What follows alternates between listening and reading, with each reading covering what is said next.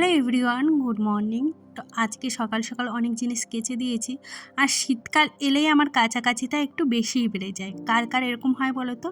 আর জামা কাপড় না সারাদিনে গুছিয়েও পারি না, কত যে জামা কাপড় হয়। শীতকাল এলে বেলার সাথে তো দৌড়ে একদমই পারি না, যতই চেষ্টা করি না কেন ওই 12টার মধ্যে স্নান করব। আমার সেই 2-2:30 বেজেই যায়, কিছু করার থাকে না। মানে বাড়িতে তো কাজের শেষ নেই। আর দেখো সকাল সকাল ধানগুলো মেরে দিচ্ছি, কারণ হলো সামনে শীত পড়ছে, পিঠে তো খেতেই হবে। আর যে ভাত চাপিয়ে দিয়েছি, চাল ধোয়া জলটা না আমি গাছের গোড়ায় দিয়ে দিই। আর দেখেছো কি সুন্দর পেয়ারা হয়েছে গাছটায়। আজকে আর তোমাদের সাথে রান্না বাড়া শেয়ার করিনি, রান্না আমার কমপ্লিট। এখন এই ঘরটা একটু টুকিটাকি কাজ, মানে এই ঘরটা পরিষ্কারই থাকে যেদিন কেউ না ঢোকা হয়। তবে মাঝে মধ্যে তো একটু নোংরাই হয়। আর প্রতিদিন এই যে জামা কাপড় গোছানো, আমার না জামা কাপড় কেচে মেলতে ভালো লাগে, কিন্তু এই যে গুছিয়ে গাছিয়ে এক জায়গায় রাখতে যে আমার কি কষ্ট হয় কি বলবো। যাই হোক, এদিকে দেখো আমি বালিশের ওয়ারগুলো এর আগের দিন ধুয়ে দিয়েছিলাম, মানে ওই খাটটা পরিষ্কার করেছি, সে তার জন্য আর কি ওইগুলো সব ঢুকালাম। আর এই যে ধনে জিরে এগুলো এখন রোদে দিয়ে দেবো। আর কি বলো তো, আমি না বাইরের গুঁড়ো মশলা খুব একটা খাই না, আমি বাড়িতে বানিয়েই খাই।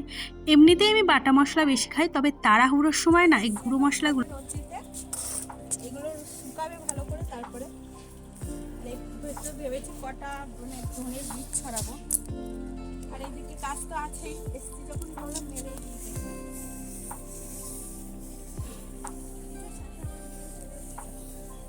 আজকে সকাল সকাল আগে চান করে নিই। এটা দুদিনকার আগের ভিডিও, আজ আমি তোমাদের সাথে শেয়ার করছি। সমস্ত কাজ কমপ্লিট করে মেয়েকে স্কুলে আনতে গিয়েছিলাম। আর এই শীত পড়লে আমার ভীষণ অসুবিধা হয়, মেয়েকে প্রতিদিন স্কুলে আনতে যেতে হয়, ওর বাবার টাইম হয় না। অন্য সময় তো ওর বাবার ডিউটিতে যাওয়ার আগেই নিয়ে আসে, কিন্তু এই টাইমটা এলে আমার প্রতিদিন আনতে যেতে হয়। আর ওইখানে টোটোর জন্য আমার অনেকক্ষণটা টাইম দাঁড়িয়ে থাকতে হয়। সন্ধ্যাবেলায় রেডি হয়ে গেছি, এই দেখো ভিডিও করতে ভুলে গেছি। এখন যাব হলো মেলায়, মানে শরীরটা আজকে ভালো লাগছিল না, কালকে পিসি বাড়ি থেকে এসেছি তো তো সারাদিন আজকে কাজ করেছি, যার জন্য আর ভিডিও সেরকম একটা করিনি, এনার্জি ছিল না।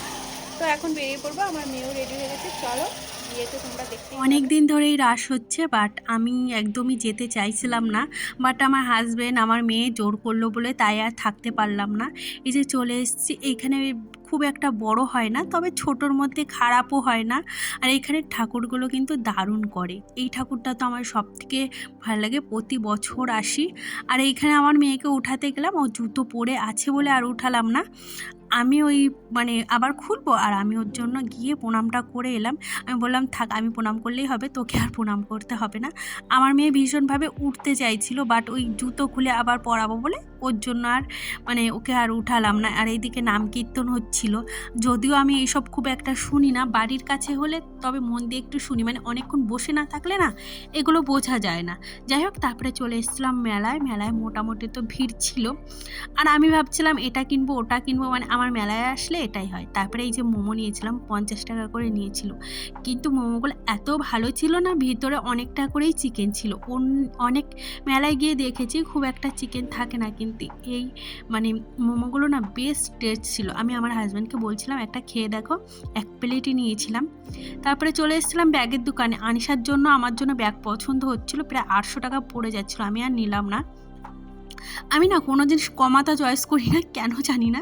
খুব একটা আমি নিলে না একটু ভালো নেওয়ারই চেষ্টা করি। আর এইখান থেকে কিছু টুকিটাকি সংসারের জিনিস কিনে নিলাম, মানে কম পয়সার ভিতর হয়েছে ওর জন্য। পয়সা ভাঙতেও তো গায়ে লাগে। তারপরে এই যে আইসক্রিম খেয়ে নিচ্ছি।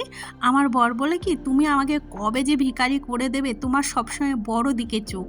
মানে আমার বরকে আমি ভিখারি করার জন্য মানে রয়েছি, সেটাই অনেক বলছে রাতে আর কি। মেলা দেখে এসেছি আর ভিডিও এন্ড করা হয়নি, তো আজকে ভিডিওটা আমি এন্ড করছি। আর ভিডিওটা যদি কোথাও ভালো লেগে থাকে তাহলে প্লিজ একটা লাইক করে যেও, একটু কমেন্ট করে যেও। তোমাদের এক একটা কমেন্ট আমার ভীষণ উৎসাহ বাড়ায় আর একটা ভিডিও করতে। অনেক দিন ধরে ইউটিউবে কাজ করছি, মানে আগে রেগুলারিটি মেনটেন করতাম না, এখন তাও করছি, মানে এখন বুঝি। আগে আমি ইউটিউব সম্পর্কে কিচ্ছু জানতাম না, এই রিসেন্ট মানে 1-1.5 মাস জেনেছি।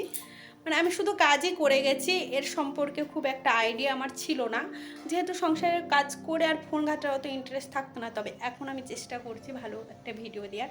যাই হোক, ভিডিওটা যদি কারো কাছে কোথাও একটু ভালো লেগে থাকে তাহলে প্লিজ একটা লাইক কমেন্ট আর শেয়ার করে যেও খুব ভালো লাগলে। আর চ্যানেলটা অবশ্যই সাবস্ক্রাইব করো। তো আজকের মতো টাটা, দেখা হচ্ছে আবার একটা নতুন ভিডিওতে।